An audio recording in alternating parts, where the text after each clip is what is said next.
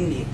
Например, связь абхазов с Египтом сегодня доказана учеными генетиками мирового уровня, потому что, изучив, сделав анализ фараонов, доказали, ребята, что 80% фараонов Древнего Египта, да, они по происхождению являются именно абхазами, а другая часть фараонов были вайнаками, то есть чеченского происхождения.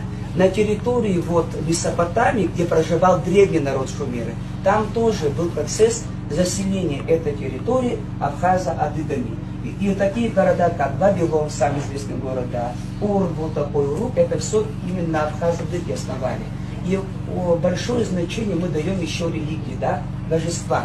Об этом тоже мы с вами на той лекции говорили. Вот если вам будет интересно, вы возьмете и сделаете анализ сравнительный шумерских богов и богов абхазских, вы увидите, что во время создания шумерских богов в основе лежали именно абхазские божества.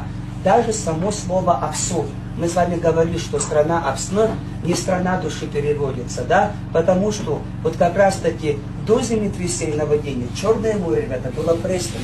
Уже после наводнения море становится черное соленым. Но когда данные жители данную территорию покидали, да, заселяли там Египет, Месопотамию, Турцию и так далее, они сохранили